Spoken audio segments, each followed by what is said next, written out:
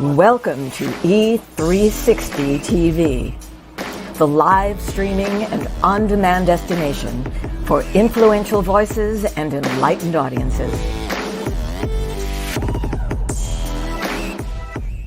We offer trending, grassroots, and purpose-driven content across a diverse range of interests. E360 TV is more than just watching programs. We offer the ability to interact with live shows connecting audiences to real, authentic influencers and storytellers while streaming to millions of devices.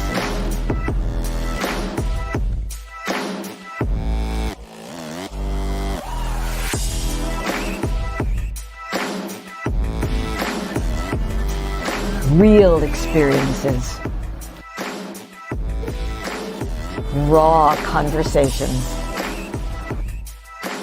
One destination for it all. E360 TV. On July 4th, 1962, I found myself in the lost and found of mankind. Just because something finds its way to the lost and found doesn't mean that it wants to be there.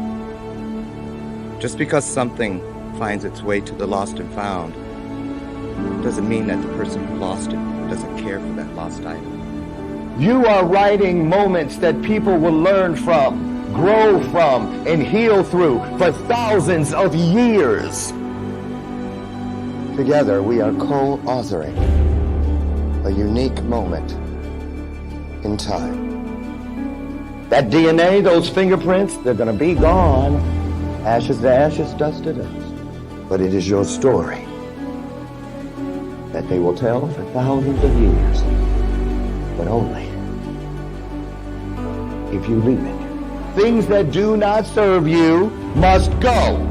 The longer you wait, the more time you give them to trick you into serving them. 22 homes in foster care, everything I wore as a scar, as a shame, things that started like Velcro on my spirit.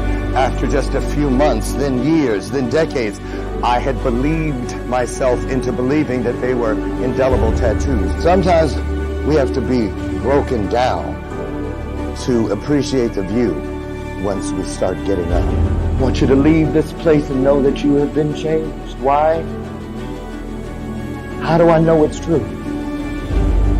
Because each of you has just changed.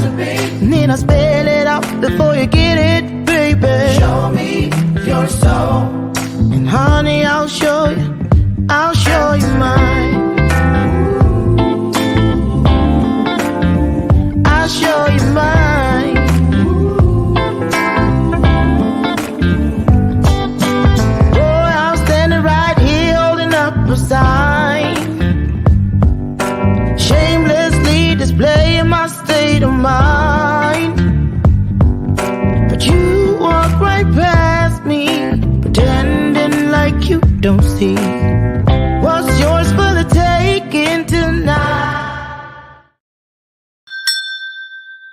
Y'all better wake up and quit playing with me for real. Hey. It's, what day is it? Monday, Tuesday. Just playing. Y'all thought that was a senior moment. It kind of was, for real.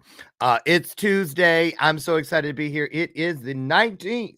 Ooh, 9/19/23. 23. That means that we are almost all the way through this year. Uh-oh. You know who that is. Comcast starting to play with us. Listen, we're going to rebuke that and let it move on. We have a lot to talk about today, and we have a great guest to talk about it with. Listen, I just want to, when I said status check, I meant it. Where you at? You know what you said at the top of the year. I'm going to do this year. I'm going to go there. I'm going to be that. I'm going to call so-and-so. I'm going to do all these things. Some of us wrote it down. We called them New Year's resolutions and things like that. But let me tell you something. Mean what you say and say what you mean so that it can become meaningful, full of meaning. See how both of those worked in both directions? That's how purpose lets you know it's in the house. Okay, can I get an amen? I'll kick it off. There's one. Good morning, all you beautiful people. You guys look absolutely fantastic. I'm Dr. Lauren Michaels Harris, and I'm so excited to be here with you today. I've got just, let me see here. What do they got loaded up? A couple announcements for you.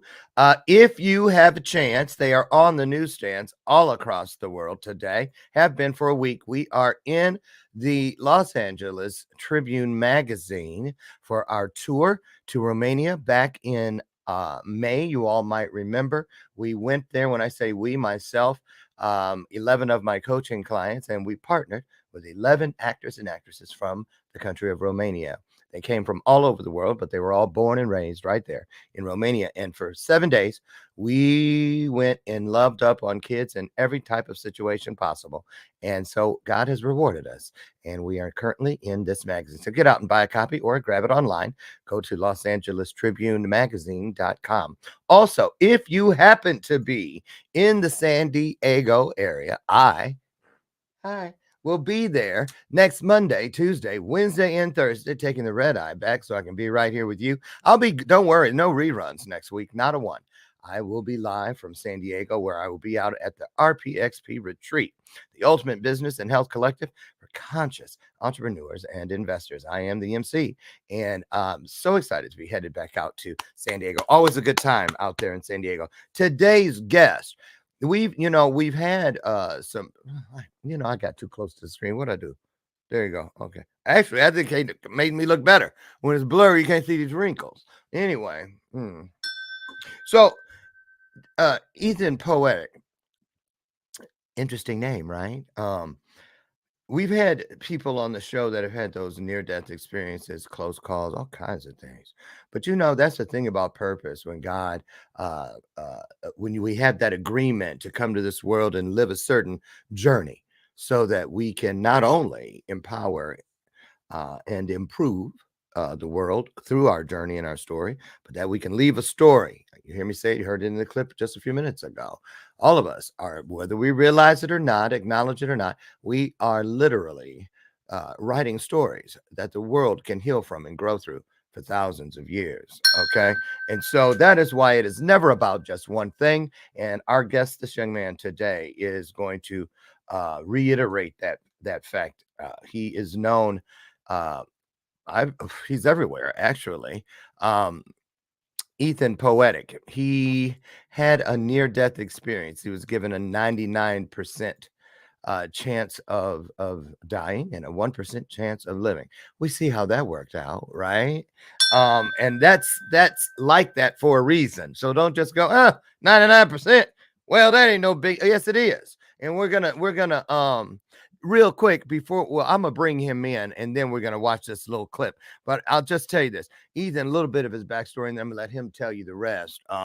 He was raised in a single parent household. He had 4 siblings, and he's drawn his personal experience, including an estranged relationship with his biological father. He's gone through poverty. He dealt with learning support classes and government assistance programs. We know how it is. Been there, done that. That's right. But now This young man works to help others. Now, he had, I think it was in 2011, I believe, because I'm not looking at that actual bio. I was looking into his website right then. I think it was 2011. He had a little run in, literally, with an 18-wheeler tractor trailer. And that's how we got to the story we're going to hear about today. So listen, what I want you to do right now, because here he comes, is welcome him in the manner in which you want to be welcomed every place you find yourself going today, right? That means we're going to love up on him, let him love up on us, put some hearts on the screen. It's our virtual way of saying thank you, hello, welcome, and get in here and let's get started. Here it come, y'all. Ethan A. What's the A stand for? Y'all want to play today? You want to play who can guess the middle name and get a book bundle or a gift card or something? Ethan Allen. I bet it's Ethan Allen Poetic, because you know he's all poetic. Here he comes, you guys. Ethan A. Poetic. Put your hands, put your hearts on the screen.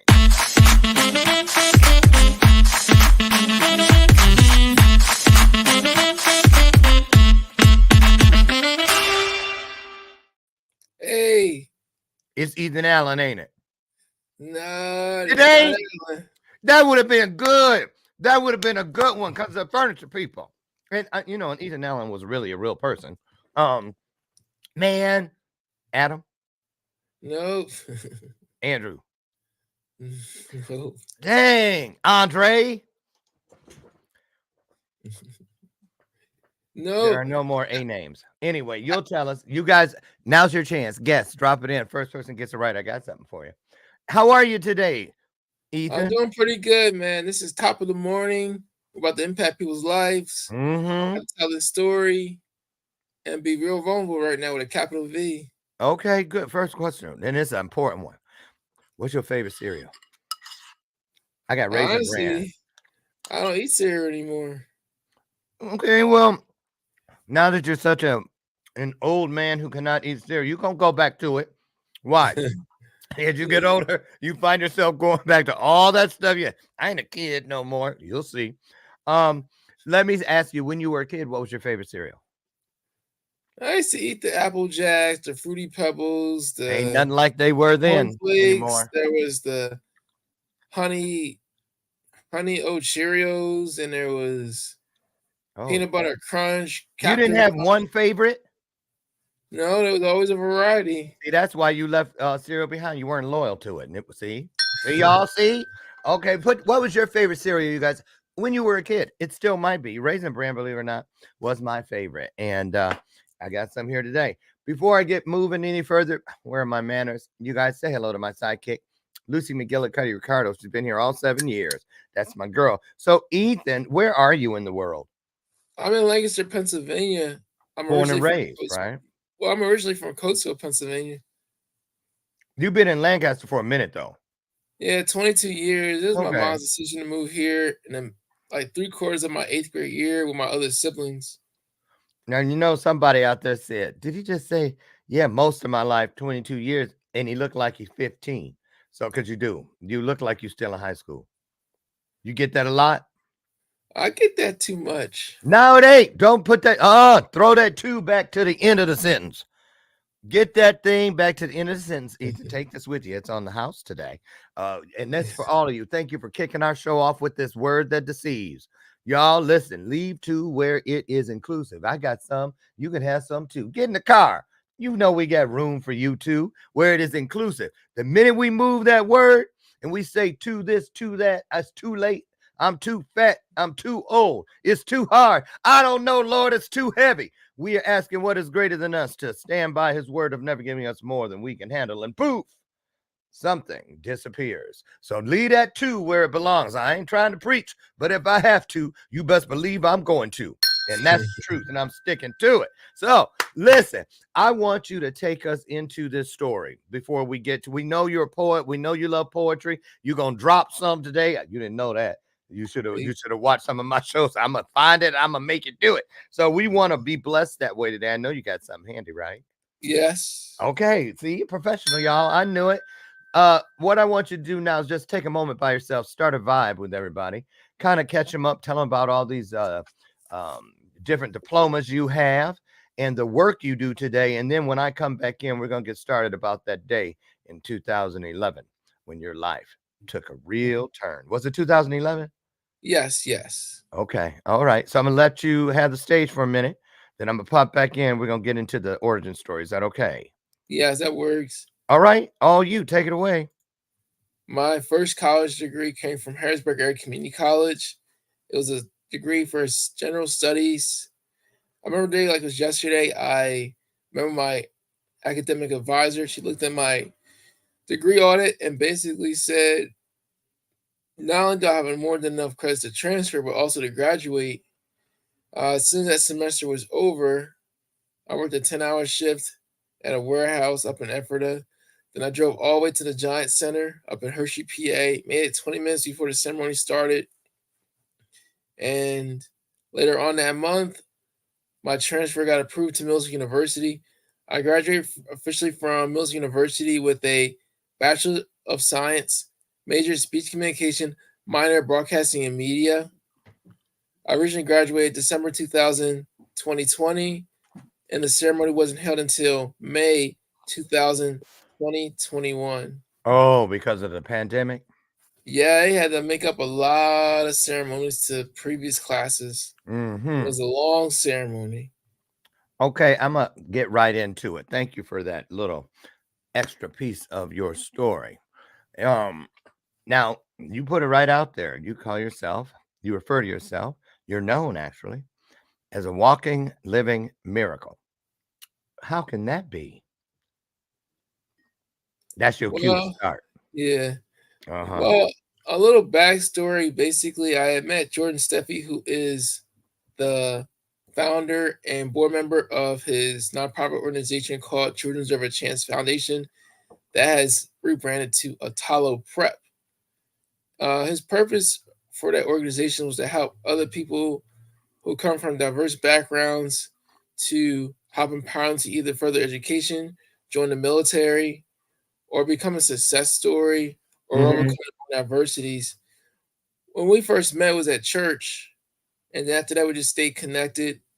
Then a year later, he wanted me to go to college. We had plans for me to go to Harrisburg Area Community College, and I had helped out with his fundraiser event at Me High's golf tournament. It was a success, me and other people. And then my life changed moving forward in a miraculous way where the last time I remember seeing is a Hess gas station, maybe some shopping centers, and the Olive Garden. So I was with me. It was me, my two cousins, my aunt, and her fiance. You know, who was going to be my uncle. They were planning on getting married. And next thing you know, I wake up in the ICU unit. Okay, wait. So you tell me all those people were in this vehicle? Yes. Okay. So y'all just riding down the street like everybody else, talking and blah, blah, Yes. blah. And just like that, everything went dark and you wake up in a totally different world. Yes. Okay. Basically, the driver who was my aunt's fiance, he ran into an 18-wheeler. He ran into it? Yes. And he died immediately. Then my cousin who was next to me, who was a toddler at the time, passed away. My aunt suffered several bone injuries. My other cousin just more psychological, like nothing really happened to him physically. It's just more the emotional part. As for me, I was that mathematical equation of 99% chance of death versus 1% chance of life. I don't remember the car accident. It's like more of a situation where I had to do a lot of self-discovery, where I had to like be comfortable with like researching information, the televisions, the radio, the newspaper article. It's like this. Can you imagine the police showing up to a car accident when they have to use a yellow tape to taper off the scene? Can you imagine the fire department cutting the car in half with the jaws of life? Can you imagine the EMT people coming in, checking my pulse to see if I still got blood flow or still breathing, while they put a neck brace on me, put me on a stretcher, and the nearest hospital from Paradise, Pennsylvania is going back into the city of Lancaster, PA, which is about 30 to 35 minutes away. Now your aorta was severed. Yes. And you know what? Let me just tell you something. You messed me up with this one. I'm going to just keep it real. I'm reading up on you, right? And you list the different things that happened to you. You said, and you have them in order. I know you just didn't reach in a bowl and pull out all the different things but I saw you hit this thing, a sprained wrist.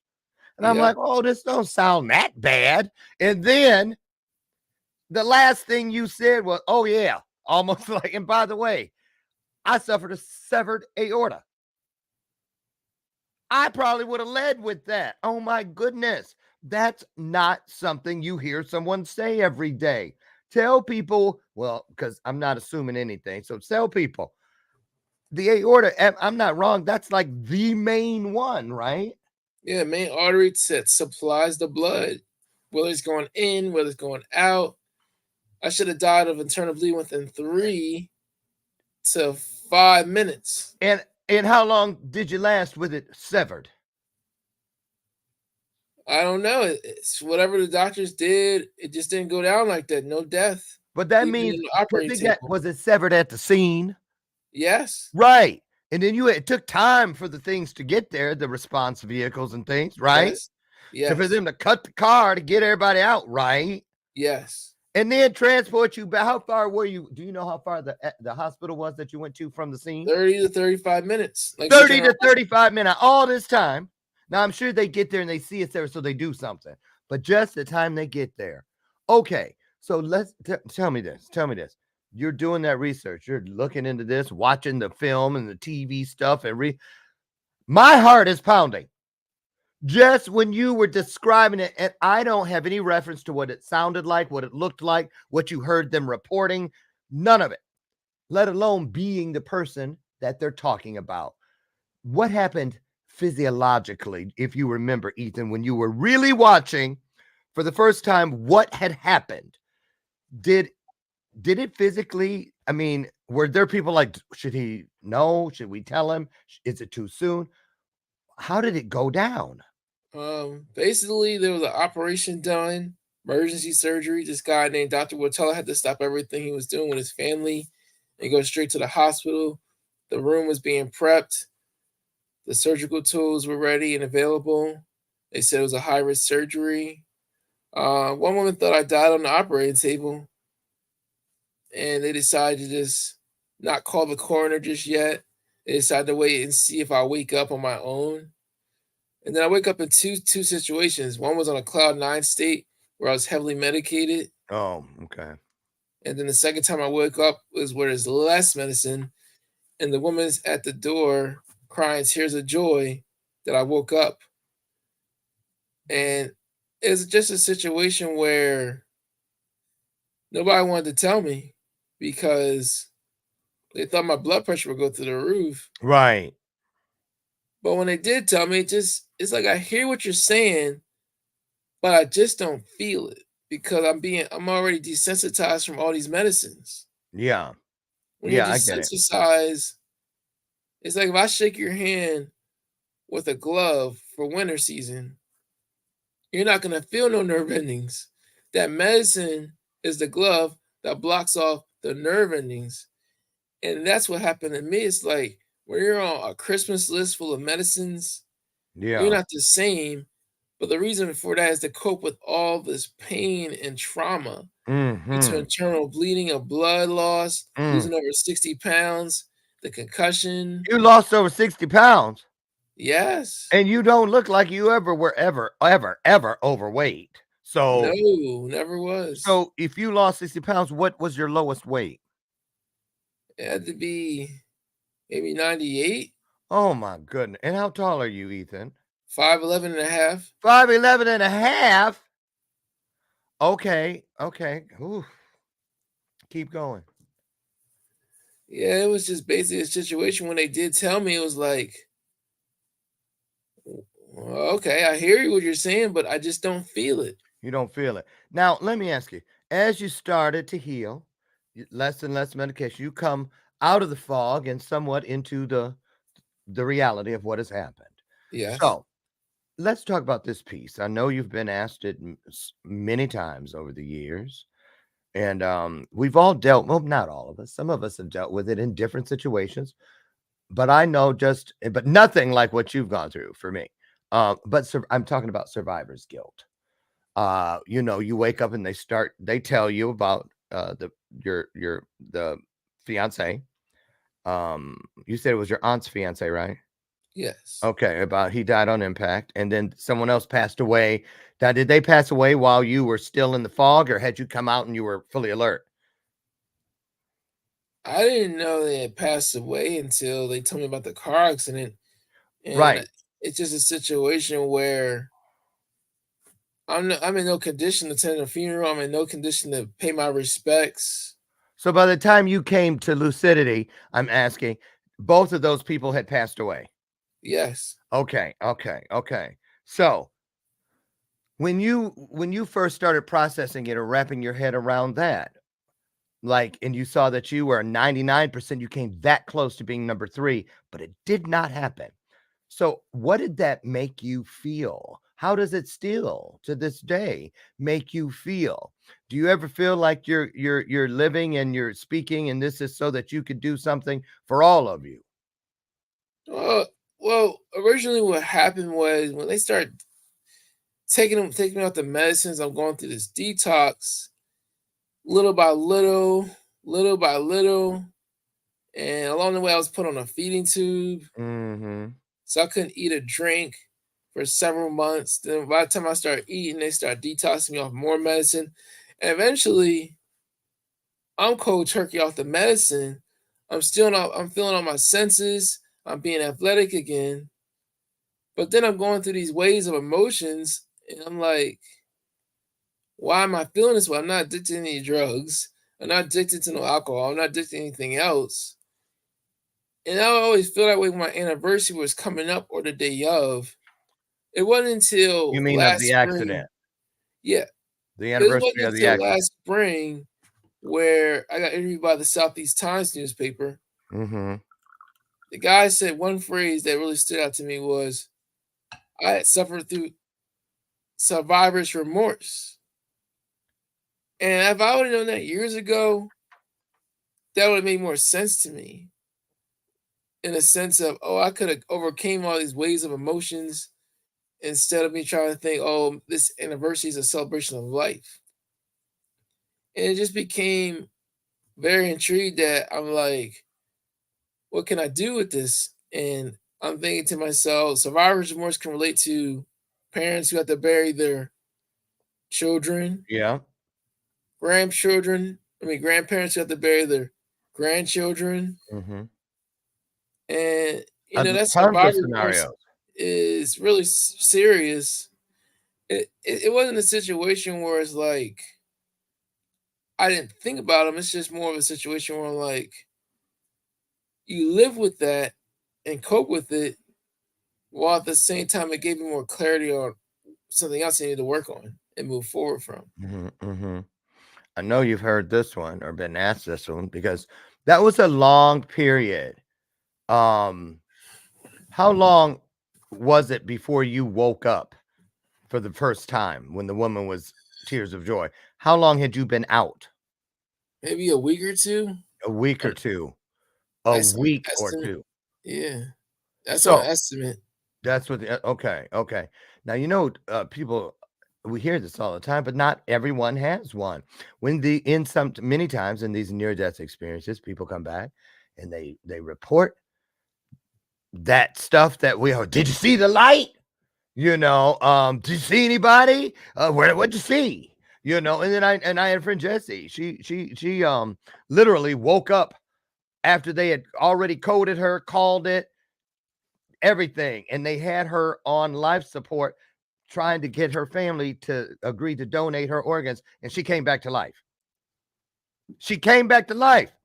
Right. And I asked her, Jessie, did you see anything? Was there light? She's like, no. Or if she did, she wouldn't talk about it. Almost like people that have gone to Vietnam. Sometimes I meet people with near-death experiences and they won't talk about it. What about you, Ethan? Anything you can talk about? Because we don't want to make you feel uncomfortable. I never experienced that situation. I never saw the light. I never was in a situation where I'm at the pearly gates, Right. seeing other family members I haven't seen in a long time. Going, Ethan. I am Right. I am saved since 2009. It's on my YouTube channel. It shows the ceremony. I saw it. Yes. Uh So I haven't experienced that situation where I see the light, I see my name written in huh. the book and all that other stuff. It's just a situation where I wake up, I see one thing, I wake up and next. Were you okay? Because see, that's important what you just said there. Hope y'all didn't miss that. Now, Ethan just said when he said he was saved in 2009, this took place in 2011. So perhaps you were already in the light. You know what I'm saying? Already there, because as you come out of it, you seem just like you seem now.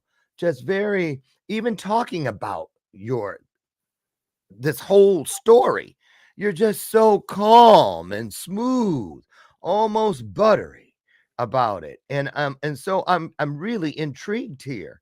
Well, you are a poet, so you kind of flow like that. But I want to ask you this. When you came out and you saw what had happened, what kind of conversation, what was it like between you and what you believe is greater than you, what you ascribe to? God? I believe I heard you say in one of your videos, you give thanks to God. So I'm assuming that's still the case. Okay. So can you share a little bit with us about how your relationship with God was impacted as a result of this near-death experience, this 99% chance of death? There's a lot of things I can say. First, I found out I'm on over 30 prayer lists around the world. Say that Found again. out I was on a lot of prayer lists around the world. Okay, okay, I get it. There's that. Then there's, when I was writing my book, doing all the soul searching, I actually looked at my Facebook wall going back to 2011, and I'm like, wow, this was a big outreach of all these people writing on my wall saying they're gonna pray for me, my family, and other people. And it just really humbled me in a sense of wow.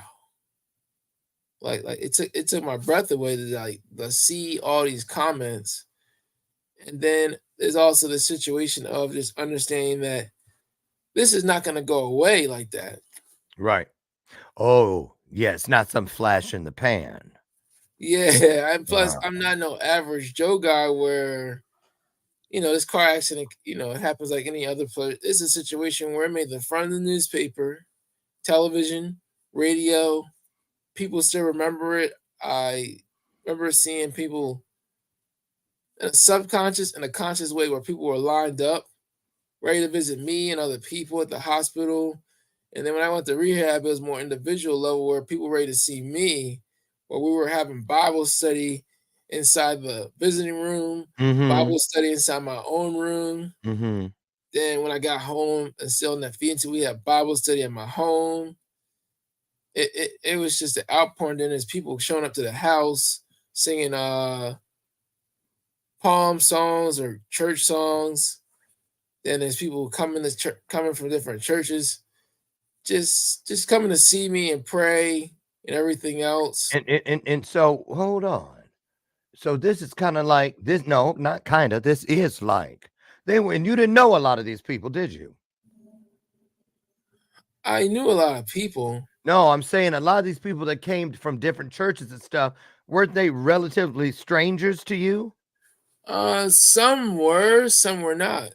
Okay, so the ones who didn't know you at all, were they coming? I'm saying because it's in your name. You put it out there, a walking, living miracle. There have been countries where they see, oh, look, that piece of toast. There's Jesus in a pancake, whatever. And thousands of people line up and come from all over the world to take a look at this miracle. But it's not often we get to hear about when they see that every day, the things that we as people go through, qualify many of us as miracles. And I think that ones like this 99 to 1% are there to remind people where it's 1% to 99, that a miracle of God is still a miracle of God. God doesn't do anything in pints, quarts, or gallons. It is all there for all. So it doesn't mean one is more or less or this and the other, and miracles are everywhere. So what I'm asking you, Ethan, is what is it like You believe this, that you are a walking, living miracle. Raising Lazarus from the dead, a miracle. Curing the woman who was bleeding for 12 years, a miracle.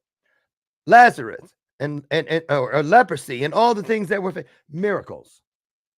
And they happen every day. But here we are talking to one. What is the responsibility that comes with it? Because where'd you get the idea that I'm going to say I'm a walking, living miracle? You know, it's not like some gimmick or tagline. It is a proclamation. So a lot of responsibility comes with that. You know, you're a miracle. So what I want to know is, does it come with, do you feel it's added responsibility to say I'm a miracle? Because we all are, just to even be here to begin with. We're miracles. Yeah, I do. It's a lot of responsibility in the sense of, okay, I overcame the car accident, go through rehab, and being on that feeding tube, I finally started to eat again, start to work again. I thought I could just go about my life, but it just didn't happen like that. It became a situation where I was working with student athletes in the sports programs, and parents like to do their own due diligence on who's working with their child. As they should. They'll pull up their cell phones or start some small talk with a person, and they'll Google the person's name, whether it's on social media, Bing, Google, you name the search engine. Yeah. And what would happen most of the time was the car accident scene would show up, and they'd be like, "Is this you from the car accident? And you're here working here?" I said, "Yes, that's me." And I didn't feel comfortable with that because I thought I could just go about my life and this stuff will go away. And when it just didn't happen that way, it became a situation where it's like I'm having all this attention coming to me. I wasn't planning on talking about this again. It was something so traumatic. I wasn't comfortable because I'm not a person that's at that time period want to be that vulnerable. Right. You kind of So quiet, like you're an introvert. There's a lot of things involved with it as a whole. Yeah. And then there's some extra stuff that I talk about in the book that happened on the way. And what ended up happening was, my boss told me, "You're looked up to as inspiration. You gotta learn how to live with it or deal with it." And I realized something's got to change because I'm not feeling comfortable coming to work. And this parent's asking this child's asking that. And I realized, how about we deflect the attention of getting to somebody else that's something doing more positive in the present tense instead of the past tense. Yeah. So I was able to just come up with the idea with some help from other people who drew the posters to recognize student athletes and local leaders. So now we can move forward in a sense of I am a productive member of society. Sure, the car accident happened, but let's focus on moving forward, not backwards. Yeah. And over time, when people start Googling my name, they saw more of these positive pictures I posted on social media and other things. And eventually, I get looked up as an inspiration by student athletes, leaders, educators, and people of all walks of life because it shows that you can turn your adversity into your advantage. There it is. Say it again. Say it. You can turn your adversity into your advantage. You can turn your adversity into your advantage. There it is. Now, this is a little retrospective, but it's true. We didn't mention this at the beginning, but a lot of you may not know, but it wants to be acknowledged. Now, Ethan was a 3-sport athlete, right? Yes. And what 3 sports were they? Football, wrestling, track. Football, wrestling, and track. And how old are you now, Ethan? I'm 36. You are? Yes. Boy, you better take that 2 and throw it clear past the last word of the sentence because you're going to be grateful one day. Y'all be grateful now. Boy, because I'm going to tell you what, I had that when I was like your age and people say, "Oh, you look like it." And I was like, I wanted to look older. How stupid was that, right? So like I'm 61 now and I'm grateful. I'm like, okay, I hope it stays like this. So let me ask you moving forward. So now all of a sudden you're an inspiration. The responsibility is even greater. is even greater because I know because I do that work too, where I did the same thing you did with my thing, and so many out there have. Well, we turn that into something to be of service and to ease suffering in this world. But then you know how it is, Ethan. We get those stories, we get those conversations with people, and with especially young people, kids. I saw you. I saw the work you do with kids. You guys look them up. We got some links for you here in a minute, and you can see. So I see what you're doing. But you know, isn't it a wonderful, wonderful joy? Let's talk about the joy part that you get from doing this work, because unless you're doing it, really, there's no way to understand just how hungry, how thirsty a lot of the world is for a little bit of hope. I just would have never assumed. I was so absorbed by my own desperation and lack of inspiration that I didn't realize it, that healing is such a beautiful world to work within. So let's talk about the healing you do for people and with people. You know how you got testimonials all over your social media and on your website where people tell you what you've done for them. Do you see yourself doing this for the rest of your journey, or what else is on the horizon for Ethen Poetic? This is a situation. It's just a situation where it's gonna continue for the rest of my life because I'm a keynote speaker, life coach, poetry workshop, Poetry entrepreneur, works. and I'm also a self-published author, ebook, hardcover, softcover, and pretty soon the audio version. It's available on all major platforms. That's your Amazon. autobiography, right? Yes. So tell them about the book. Tell them about the book. Oh, it's called The Inspirational Story, ETHEN Poetic, Chronicles of Adversities, Education, Sports, Relationships, and Resiliency. I have a distribution deal with Ingram Spark. I have 8 forewords, 2 back cover reviews, and I own everything outright through the Library of Congress. All right. I mean, man, you locked it in, down, up, and around. I'm proud of you. So, I wouldn't be surprised if we see you on one of those Lifetime movies or Hallmark movies, all those, those networks that do the inspirational stuff. Yeah, I can see that happening. Let me ask you this. What audience do you enjoy keynoting in front of the most? Kids, older people, corporate, or does it matter with you? It doesn't matter for me because it's a matter of just meeting what the client needs. Normally they would call me or they'll go on my website, ethenspeaks.com, and fill out the consultation form.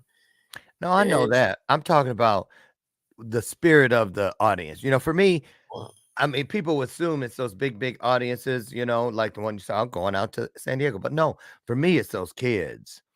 I'm just saying personally, not taking anything away from anybody who does it any other way. Don't get me wrong, y'all. But for me, they heal me.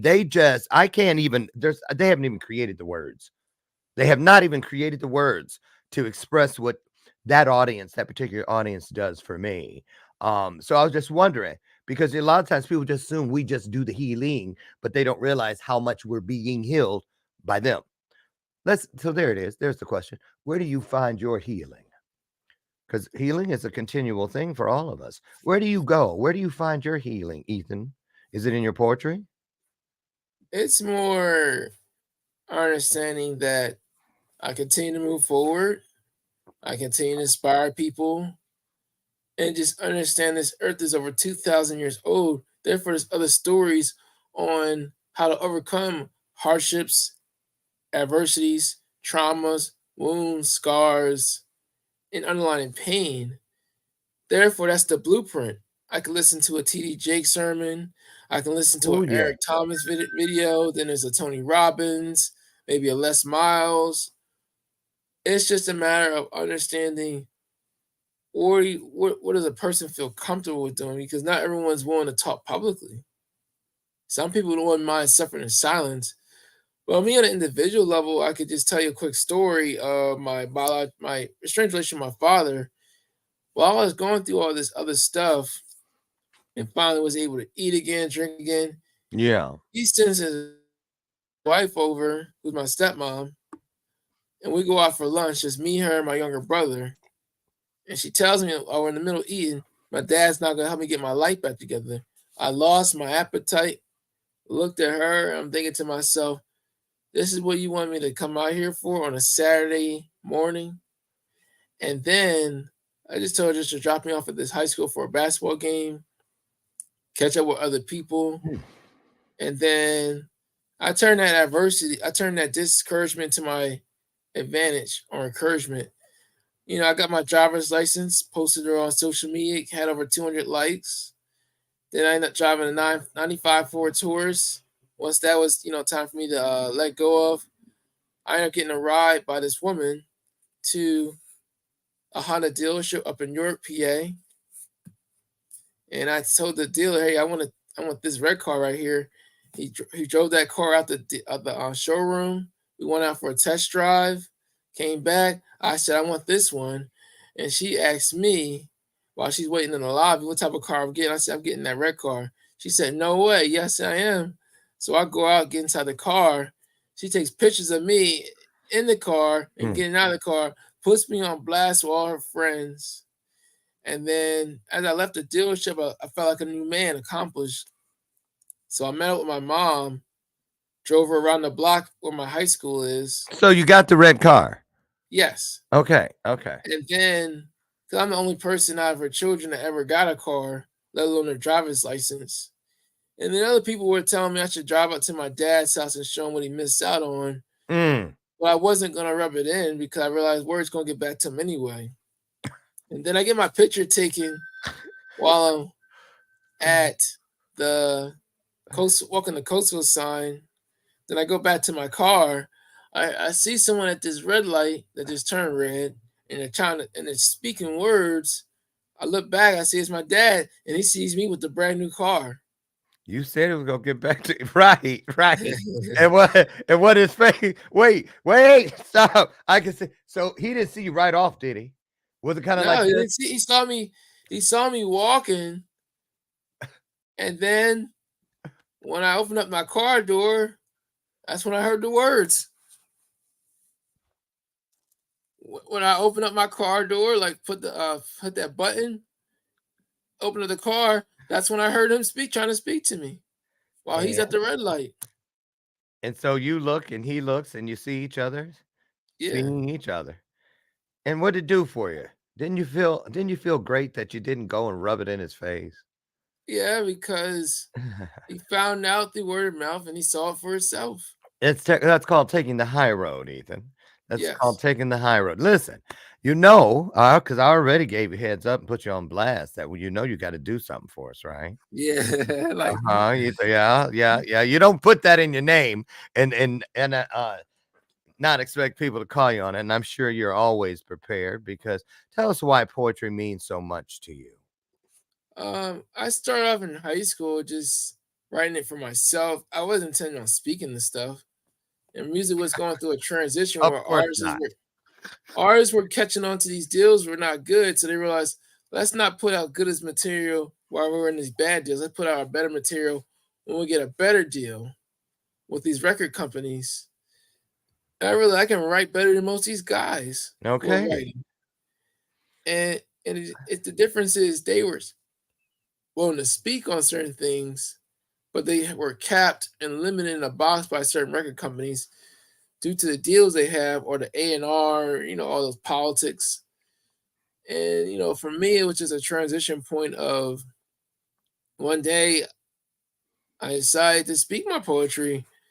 2010, I opened up for one of the first Def Jam artists that was into poetry, spoken word. His name is Black Ice, also known as Lamar Manson. I opened up for him at Christmas Addicts in Lancaster, PA. And that was the beginning of me speaking at the Puerto Rican Parade, speaking at Franklin Marshall College, Mills University, and many other places.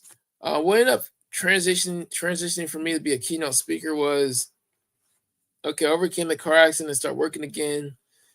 And this guy named Andrew Williams, who was attending Lancaster Country Day Middle School, he said his teacher was looking for a spoken word artist to teach about poetry and spoken word in her classroom instead of her reading out the book. She wanted the kids to experience something from someone who's actually living it. So I passed the interview test with administrators And then when I go in there, I feel welcomed. A lot of kids to speak their own stories, be creative on the whiteboards. That way they can talk about their own experience. So the one thing people gotta understand is, all because you come from wealth, don't mean you're not gonna suffer any adversities or hardships. The people who got wealth keep their circles small because they don't want that many people having access to them. Right. And So when I are got you there, ready? I'm moving long out. story short, Y'all quit stalling. Quit stalling. I see you looking at the clock. You know we always trying to no, talk your way. Get I ready. already got the poem ready right here. Okay, well, good, because I'm getting ready to Okay, dip this poem. out. I'm All right, trying to get blessed here.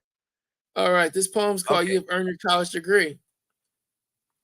College degrees are not given out; they are earned and worked for by taking the time to study and research information during all hours of the night and early morning.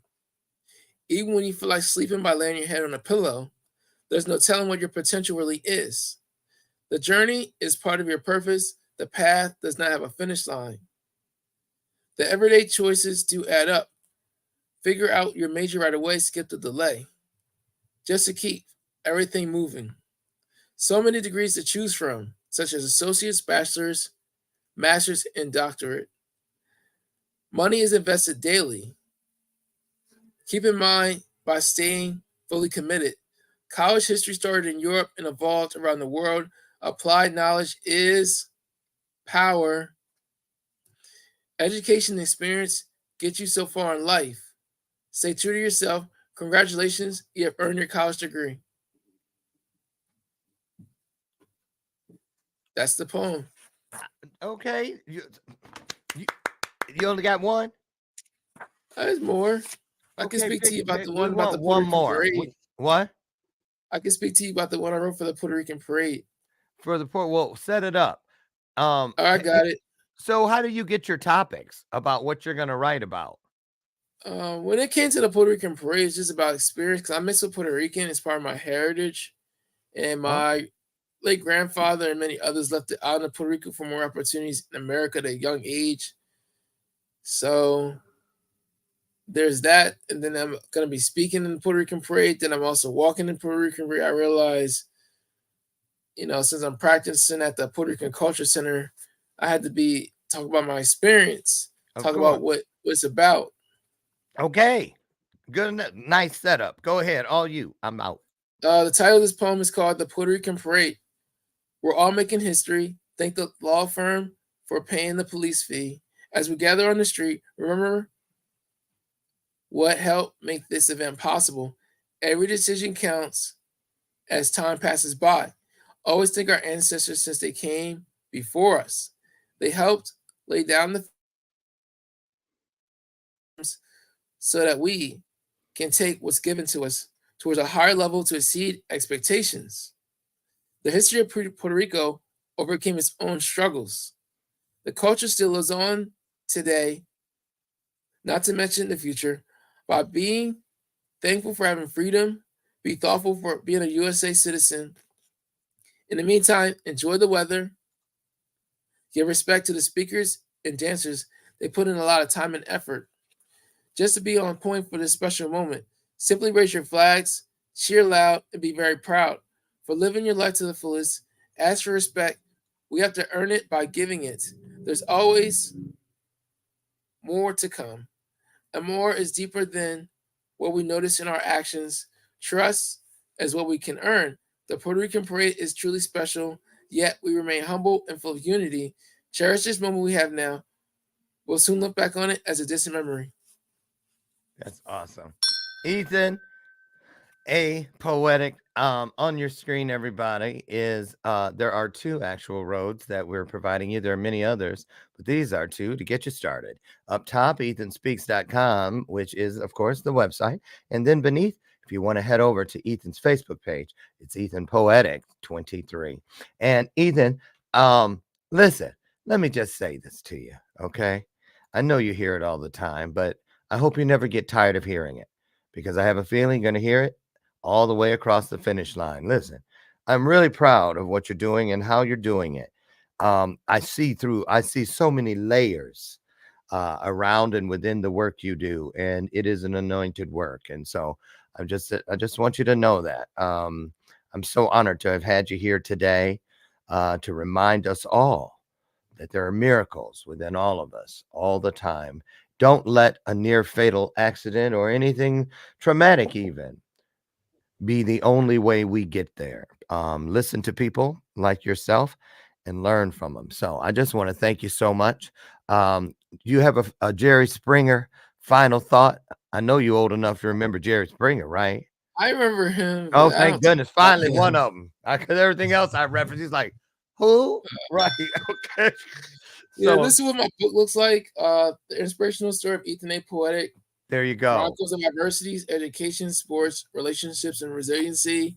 Is that on your website? That's on your website. Yeah. I think I saw it. Okay. Yeah, there's a link. Like, people buy it from me directly, so they get an autographed copy. I just charge it for the shipping and handling.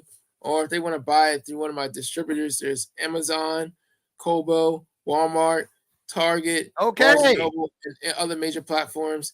And to reach me on other social media platforms, my username is ETHEN Poetic on LinkedIn, Facebook, and on my YouTube channel.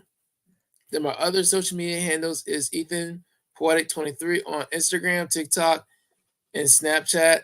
And on Twitter, I am Ethan V23. Again, if you want me for serious inquiries for keynote speaking, go to my website, ethenspeaks.com, fill out the consultation form. I require, a deposit for that date to be reserved and a contract to be signed. That way we do business the right way. Okay. I'm a reputable brand. All right. I earn everything. I respect my time, my name, my reputation, my brand, and what I do in moving forward. When I come and do a speaking engagement, you're going to leave better than how you first saw me. There it is. And another thing, too, if you want him to come to your event, he's going to need the dental records of every person inside that building. I'm just kidding, because you didn't leave nothing out. Thank you, Ethan. I've learned so much from you. You are an inspiration. You're a stellar young man. Okay, listen, thank you so much for all you do and what you continue to do. You're welcome back anytime. Okay, thank you again. We'll definitely do a follow-up. Okay. Sounds good. Sounds good. Listen, you all out there, it's time for us to go on about our day today. I encourage each of you to get out there today and search until you find today's version of your highest self. Call on everything that God has put there to help you, to aid you in doing just that. I will meet you tomorrow morning, God willing, out at the front porch, where we'll come in together and have yet another divine and inspirational moment together. I love you, and there ain't a damn thing you can do about it. So get out of here and have your best day ever. Thank you again, Ethan. Have a great day. Thank you so much. Great job, man. Great job. Bye-bye.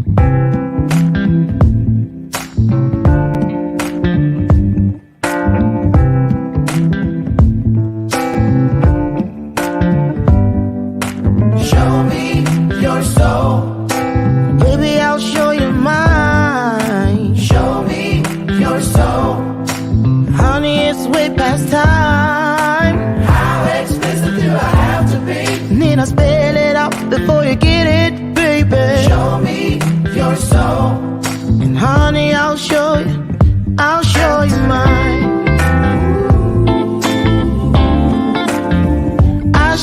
mine.